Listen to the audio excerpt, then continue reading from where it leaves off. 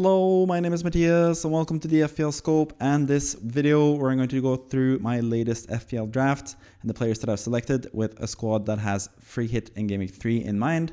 So it is slightly different than most other squads you've seen, but there's a lot of players that are probably pretty highly selected as well in other teams. But yeah, let's go ahead and go through the players basically. First and foremost, just again, if you're new here, because I've had a couple new subscribers since last time, I actually gotten to 1,000 subscribers at nice threshold, so we're getting ever closer to getting like a partner program with YouTube. We just need some watch hours, so I'd really appreciate it if you watch a lot of this video. That would really help me out. So yeah, but anyways, if you haven't seen any of my videos before, or very few of my videos, and you haven't seen this format where I select my squad or present my squad to you, I'm going to present it in a way where I select 15 players like everyone else, but I'm going to present it where the first player that I tell you about is the player that I think is the most important player that I have in my squad currently, the one that's most likely to make my Game Week 1 squad.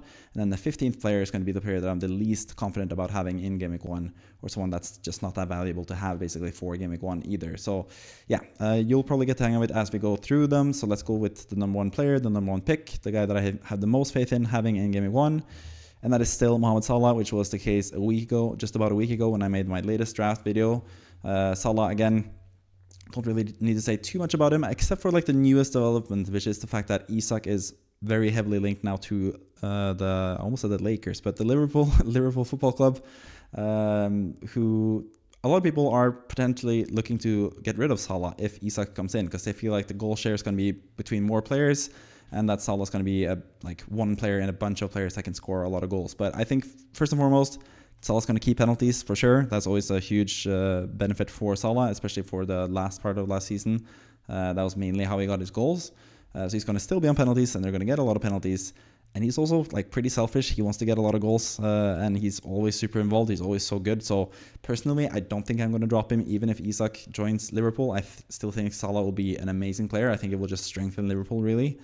Make Salah potentially even better as well, even though there's going to be more players that will want to score goals there. But yeah, Salah's going to be still the main beneficiary of a better team around him. So yeah, Salah is pretty confidently in my Game Week 1 squad. Most likely, like it would be a lot of strange things would happen, I think, for Salah not to be my Game Week 1 squad. So he's the number one pick for that reason. Number two, I have Bowen, who's just been a more and more secure player in my drafts. Basically, I am a West Ham fan. I should tell you that up front. But also, just like I've said a couple times, the first fixture is amazing. He also has like a really nice price point for me, because I can easily go up to like a 9.0 striker, like a Watkins, for example, or someone else that I'm having in the draft already. Or I can go down to one of the 7.5 strikers if I need them as well. So yeah, I really like the flexibility that you get with Bowen, and also you get that first fixture that is really, really good. So it's a good starting point. Also long term, he has pretty good fixtures overall. I'm looking to wildcard in Game Week 13 as well, ideally. And from Game Week 1 through Game Week 12, Bowen has some pretty nice fixtures as well. So yeah, Bowen is someone that I could easily keep for the long haul. I could have him for the whole season potentially if he's really, really good, if West Ham take a step up. Or I could potentially sell him if West Ham aren't looking quite as good, but I will actually get the benefit of having him against Sunderland as well in the first game.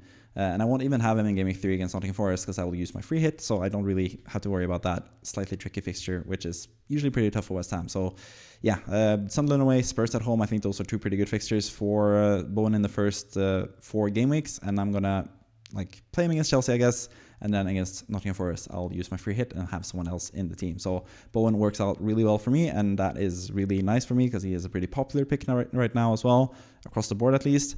And also, he's a West Ham player, so I'm hoping he'll do well as well, obviously. But yeah, so Bowen comes in at number 2 for that reason. Number 3 is a player that is, as of the time of this recording, not in the game properly yet. He has joined Arsenal, that is for sure. We haven't gotten the price release, but I'm sure with the latest 2 videos in mind, where I made a video, and just as I finished making the video, we got news that basically changed the whole tone of the video, or changed like a couple details about the video. I'm pretty sure the Gyökeres price is going to be revealed as well as I'm recording this right now. So yeah, but anyways, I have enough money in the bank. I have actually 1 million in the bank to spare with this draft. According to what I think Gyökeres will be in terms of his price, I think he's going to be 9.0 or potentially 9.5. Sort of hoping that he'll be 9.5, because I can actually afford that with this draft, and also that will scare off some other people from having him. And I think Gyökeres in Game Week 2 against Leeds, probably on penalties, judging by the recent comments by Arteta and just how how willing Saka is to give up penalties and how unwilling Gyökeres is to giving up penalties. And also him just trying to get like a quick start at Arsenal. Saka is secure. He doesn't really need penalties and doesn't really need the goals to get the adulation of his own team or of his own fans. While Gyökeres will need to get going and get the ground running. What's the term there again? I can't remember. But anyways, I think Gyökeres is going to be a fantastic player from the start of the season. I don't think it's going to take too much time to play or work himself into the starting 11. And I think that Leeds fixture in Game Week 2 could potentially be a really nice captain differential as well with Gyökeres in the squad. So I have enough flexibility here where even if he's 10 million for some reason, Gyökeres, I would still be able to afford him. 8.5 definitely, that would be easy. I think most people would have him at that price. 9.0, I think that's sort of the sweet spot. I think that's going to be his price eventually, or once it gets revealed, which is probably until before you've seen this video. So yeah, I think 9.0, he's going to be a really good striker to have as well. But yeah, I really like him. I really like Arsenal in general, especially on free hit Game Week 3, because I can just free hit and not have Salah against Arsenal, not have Bowen against Nottingham Forest, not have Gyökeres against Liverpool. I can load up on Man United players against Burnley at home. I can load up on Newcastle players against, is it Sunderland away? Is it actually the Derby game? Can't remember, but yeah, both of them. No, Sunderland is Brentford, and then Leeds away for Newcastle. So some really nice fixtures there. Chelsea against Fulham as well in that same game week. So yeah, really happy about Game Week 3 free hit as it stands right now, because I can have some really nice players that I really want. The top 3 players: Salah, Bowen, Gyökeres, and I don't have to play them in Game Week 3 where they all have really tough fixtures. So yeah, really like that tactic in general. So yeah, Gyökeres comes in at number 3. Number 4, another player from West Ham that has that sort of tricky fixture in Game Week 3 in Wan-Bissaka, who's also a really popular pick for good reason. Because he is 4.5, he's good both in terms of an attacking sense, because he is just amazing. Like, he's actually like one of the most underrated players in the league, in my opinion. Like, last season he was, alongside Bowen, the best player for West Ham by far. Like, no one really came close. And yeah, he's so talented offensively as well. He didn't really get to show that at Man United, but he's been just amazing. Like, whenever I watch him play, even this past friendly match against Man United, whenever he gets the ball, he basically ends up doing the right thing every time. So yeah, Wan-Bissaka is fantastic. I really like him both as a player and yeah, just having him at West Ham and also having him in my FPL team. So for me, he's my favorite defender because he's 4.5, really cheap, has decent fixtures, both short-term and long-term, especially with the free hits Game Week 3 option that I'm doing. And yeah, I just have a lot of faith in him, both in terms of defensive contributions and attacking returns potentially as well. So Wan-Bissaka is in the team at number 4.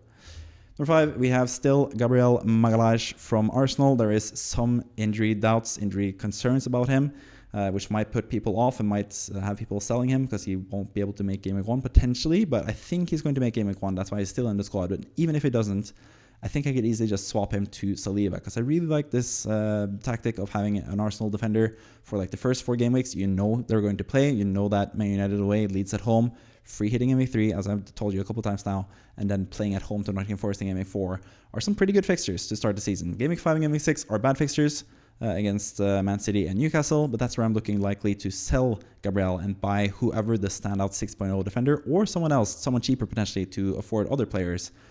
Any like standout defenders, because I think defenders are going to be hard to gauge because they are really similar value. We have to get the whole defensive contributions thing. We have to figure out that and see which players actually stand out, which players play, who's going to be starting fullback for Wolves, for example, which could be really good from Game Week 5 onwards.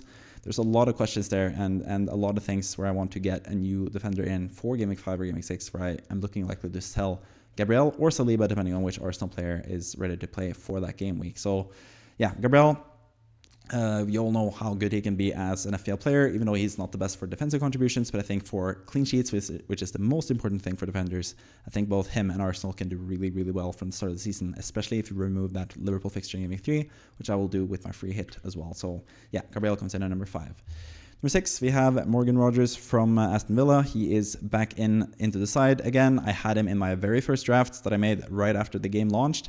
Then I removed him last time around begrudgingly because for some reason, I don't know, I sort of like had other players in mind, I guess. But I'm fully back on the Rogers train now. That's why he's number 6, pretty high on the list for me in terms of players that I think I'll have for Game Week 1. Because Aston Villa, just for the long term, have really good fixtures, like going through all the way from Game Week 1 through Game Week 13. They have pretty damn good fixtures. some of the best actually in the league. Rodgers as well. People are starting to catch on to this now, that the fact that he had like almost 20 goal involvements last season is fantastic for a player at 7.0 playing for a really good team who don't even play in the Champions League. So they don't really have to worry about that as much as they did last season. Someone that is still developing as a player, was so good last season. There's just so many things to like about Morgan Rodgers. So yeah, for me, it's a pretty simple pick, even though I didn't have him in my last squad begrudgingly. But he's back again now, and I don't think I'm going to let go of him until game week 1, or until pretty late in the season anyway, because yeah, I think it's going to be really good value this season. So he comes in at number 6. Number 7, we have Cole Palmer, who's jumped up a little bit since last time. I'm getting a bit more comfortable in sort of locking in Palmer as my guy for game week 1. He is a pretty simple pick for most other people, and I get that because he has pretty decent fixtures. He's a secure Chelsea player who, like, they're probably like the Big Six team that has the easiest start to the season. Or I guess Spurs, but like Big Six, they're barely a Big Six team anymore. But Chelsea have really good fixtures. Palmer is nailed. He's on penalties. He is the talisman for Chelsea. He's been really good at the Club World Cup. So yeah, there's just a lot of good reasons to pick Palmer, and you've heard it all before, so I don't really have to talk about it too much here. But yeah, he's getting closer and closer to being locked into my squad. But there is one other player that I'll talk about that has dropped out since last time, actually, that I might have instead for a slightly cheaper price, potentially. But for now, Palmer's in at number 7. Number 8, we have Beto from Everton, and I think personally, this is just a much better pick than it.Either at midfield for 6.5. Like, it's a full million cheaper. He's the starting striker for Everton. He actually played better under David Moyes. Yes, it.Either most likely or has penalties for Everton, but they also just got 3 penalties last season. Didn't get that many. And yes, some of that is because they had Sean Dyche as the manager. They got more penalties under Moyes, I think, towards the end of the season. So maybe they'll get up to like 5 or 6 penalties, which would be really nice for it.Either, of course. But Beto is also pretty like close to being a penalty taker. If it.Either misses one, for example, Beto could easily be the penalty taker. But he's also the starting striker. He's also much cheaper. He's also just as nailed, I think. There are some worries about Thierry Barry playing more as a striker for Everton since it's the new signing, but he can also play on the wing actually and sort of be a threat to the minutes for it.Either. So yeah, I just like Beto better. I think it.Either is more of a trap, but I don't know. It really, anything can happen in game week 1. You don't really know, but just the fact that Beto is cheaper makes me more comfortable having him in the squad. So yeah, he comes in at number 8. I think he's a really good player. He showed him his worth under David Moyes as well, and I think he's going to be getting a lot of playing time under David Moyes to prove himself and yeah, show that he's actually a pretty capable FPL and Premier League striker in all around pretty much. So yeah, he comes in at number 8. Number 9, we have Destiny Udogie from Spurs. Still, he's also in the team. There are some people that have gone with Van de Ven instead because of the defensive contributions, but judging from the first friendly match that I saw from Spurs against Reading, I think Destiny Udogie was super attacking, kind of like he was at the start of his FPL or Premier League career for Spurs. So if he's that attacking, I think he has just better potential of getting offensive points. Van de Ven isn't even that good when it comes to defensive contributions. So I think Udogie is my preferred pick out of the two. They are both 4.5 defenders for a Spurs team that could be really, really good. Have some really, really nice matches, including the Burnley at home fixture in game week 1 as well. So yeah, quite like Udogie and Spurs defenders all around, really. So yeah, leaning towards Udogie currently because he's so attacking. Might go with Van de Ven. It just depends on injuries. Destiny Udogie is actually not on the tour right now for Spurs. He got a little bit of a setback, I think. And that's always a worry with Udogie. He was kind of injured a lot last season. So yeah, for now, at least, if he's fit to play, at least for the first few game weeks, I think he's going to be really, really good. So yeah, Udogie comes in at number 9. Number 10, we have Sels still in goal for Nottingham Forest. He's dropped down a little bit in the pecking order since last time because now James Trafford is seemingly joining Man City. So if he's the starting goalkeeper for Man City, he could potentially be the player that I go for instead in goal for the same price as Sels for just a better team in Man City, someone that I'm more comfortable with having for the long term over the course of the season than Sels. But I also quite like Sels, especially with the good fixtures. You can't even see the really good fixtures against Burnley and Sunderland. I always say Southampton. Against Burnley and Sunderland in game weeks 5 and 6 for Sels. The opening 6 or 7 fixtures for 6 fixtures for Sels are amazing. So that's why I really like him at 5.0. I think he's just a surefire good goalkeeper. He showed his worth last season, being one of the best goalkeepers in the league. And he plays for a defense that still has most of their defenders, or most of the team actually, especially defensively, intact still. So I think they will be still pretty good defensively, even though they had some regression to the mean towards the end of last season. But I still have a lot of faith in Sels. He's still my favorite goalkeeper. I will not go back to Sanchez because I've had so many bad experiences with him. So Sels is my guy, and maybe I'll go to Trafford, but I will need some assurances that Trafford's going to start every single game. I'm not quite sure he's going to do that, especially with my current structure where I have one 5.0 goalkeeper and one 4.0 backup that doesn't play.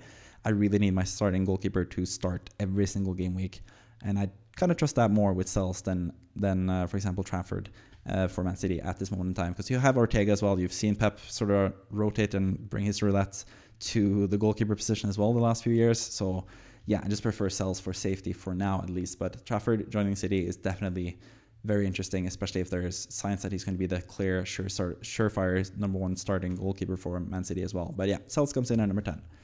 Number 11, we have Mohamed Kudus still. And again, I have some caveats when it comes to Kudus.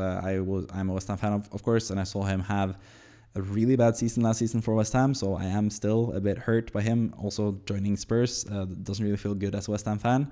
But the fixtures can't really be denied. I don't have a place for Solanke in the squad, and I feel like I need to have some Spurs cover, so Kudus just works out as my midfielder there instead. But I would really wish to have Solanke. Sadly, I can't downgrade Kudus and bring Beto up to a Solanke, for example, because I don't have enough money in the bank for that. But I would ideally have Solanke over Kudus, I think. But yeah, Ndiaye and Solanke are just way more expensive than Kudus and Beto, so I gone for the cheaper version, really, with these two guys. But Kudus also has a lot of potential. Kulusevski is injured from the start of the season, so Kudus is going to be pretty sure for playing time, especially for Game Week 1 against Burnley, which is the prime fixture that we want him for. And he has like sky-high potential. We know how good he can be, at least with the ball. He still has some ways to go in terms of decision making. Hopefully that will be better, or hopefully for Spurs and my FPL team, if I keep him, he'll be better when it comes to the decision making this season than he was last season, because last season it was really, really bad. But yeah, Kudus, I'm super enthused about him. At the same time, he has that sky high potential. He's probably underpriced at 6.5. Probably should have been 7.0, just like Madison. I don't really know why he wasn't priced that way, and that's why I'm trying to take advantage by having him in the team for 6.5 basically. So yeah, Kudus comes in at number 11 for that reason. Number 12, we have Agbadou from Wolverhampton, and as you can see from the first 4 fixtures, it is pretty damn bad.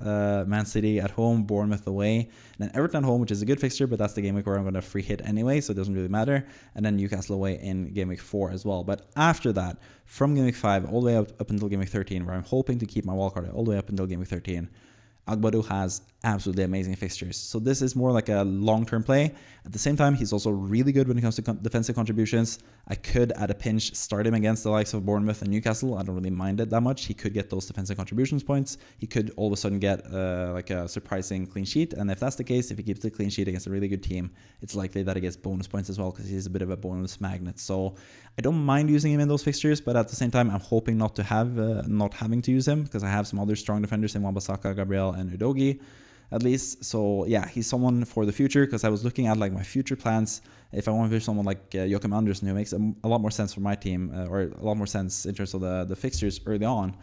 But at the same time, I would probably get Agbadou in for game week 5 or game week 6 if I don't have him already.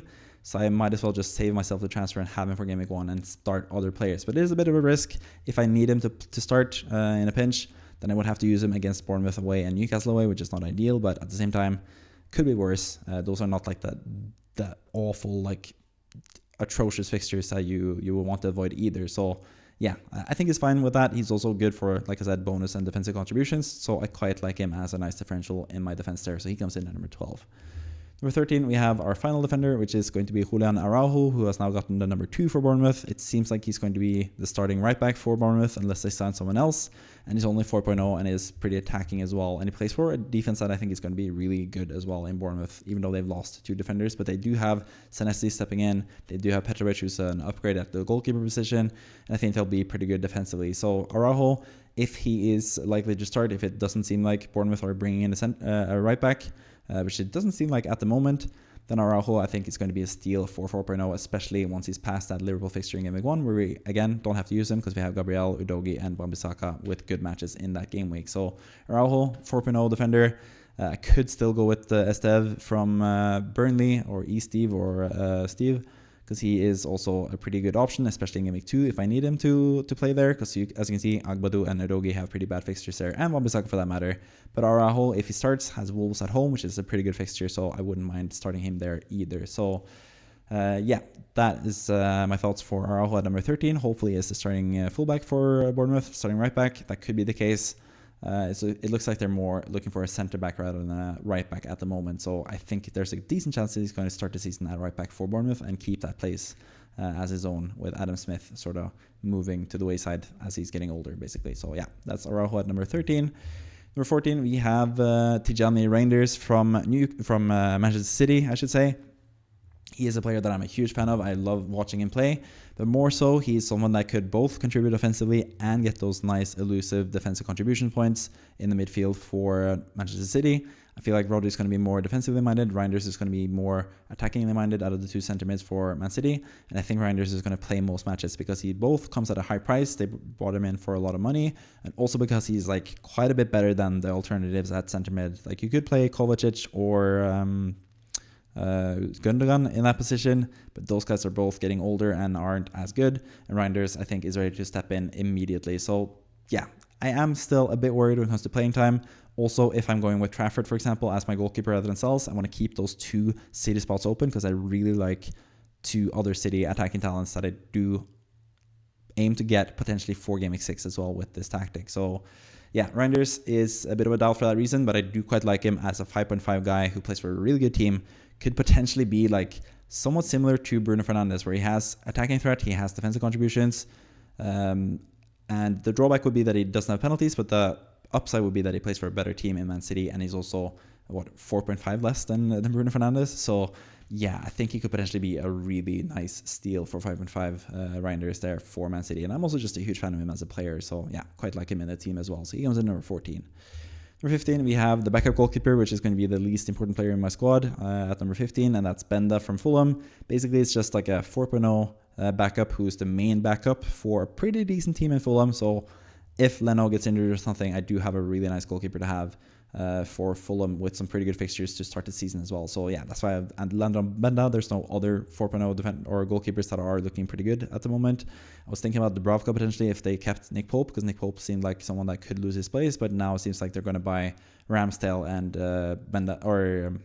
Dubravka would be third choice, so that would make him even more susceptible to be sold from other teams and go down in price and stuff, and I don't want that for my 4.0 goalkeeper. I have someone that is not that highly owned, but still has decent upside if the number one goalkeeper for Fulham gets injured or suspended in Leno, for example. So yeah, Benda comes in number 15 for that reason. But again, 4.0 throwaway goalkeeper. He's not going to play any games for me, so he doesn't really matter that much. But yeah, he's number 15 in my squad. So that is my full 15-man squad. That means, and as you can see, there are a couple players with green names. Benda is one of them. Benda, Agbadou, Araujo, Reijnders, Rodgers, Gyökeres, and Beto. That's 7 players that are new since my last draft just about a week ago. That means that 7 players have dropped out as well. So let's talk about those 7 players and why they've dropped out since last time, basically.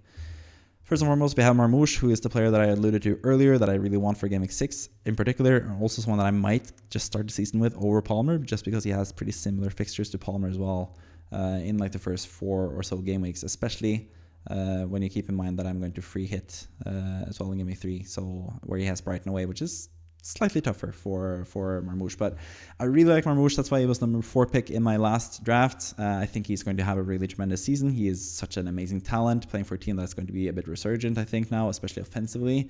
And I think Marmoush on free kicks, penalties, all that stuff, I think it's just really good value for 8.5. So 2 million less than Palmer. That is really tempting.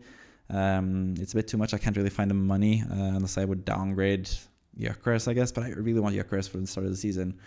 So I don't really find any other way to get Marmoush in if I do keep Palmer and Salah. So yeah, he sort of has to go by the wayside, sadly. But I am such a huge fan of him. But at the same time, City are also bringing in a lot of new offensive players. So maybe Marmoush won't be as nailed as I was hoping. But last season when he came in for City, he played like most games. I think there was like 2 out of 19 games or so, something that he didn't start. So he's a pretty nail player for Man City. So I really, really like him, but I just don't have enough funds for him in this draft, sadly. So he drops out.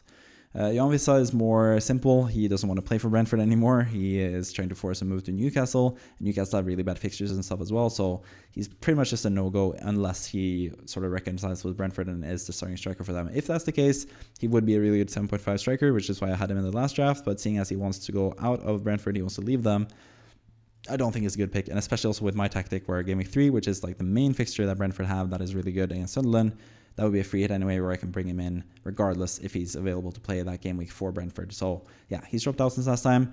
Esteve from Burnley as well. He's dropped out for Araujo. I think it's just like a slightly better player, especially for the latter half of the season. But I might still go back to Esteve because I think he's going to be a more sure starter than Araujo. I also think he's going to be better for defensive contributions.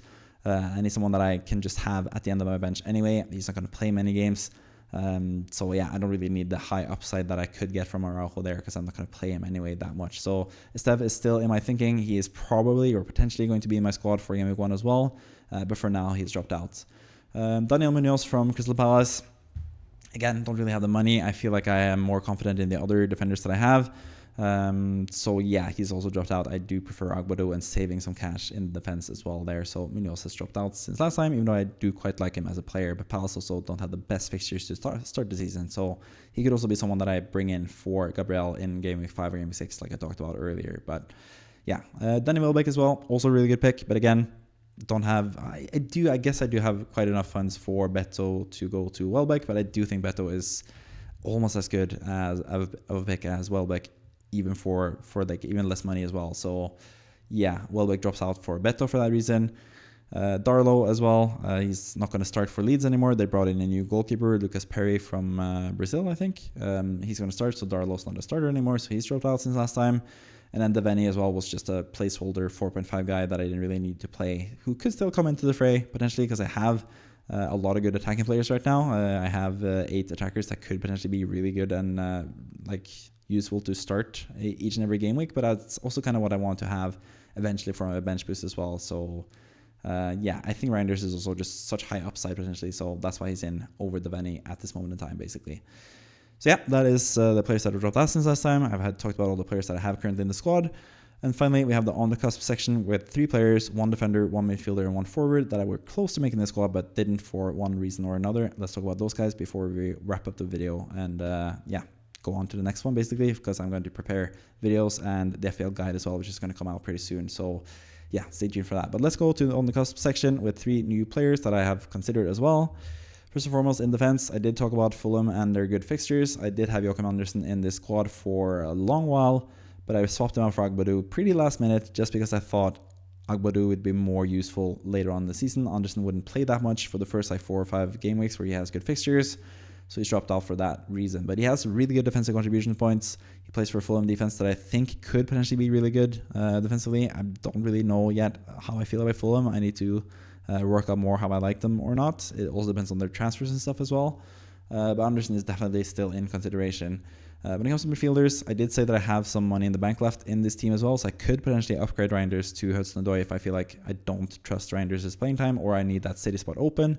And Hudson-Odoi is the player around 6.0, 5.5 that I do like the most. You could go with Andersen, the other Andersen, Elliot Andersen from Nottingham Forest, for 5.5 as well, but I do think Hudson-Odoi just has more attacking threat than him, so I might go with him as well. But Andersen, Elliot that is also someone that I am currently considering. So yeah, both Andersens have a chance to be in my Game Week 1 squad, but for now is Reijnders, and Hudson-Odoi as the best potential replacement for him as of this moment in time.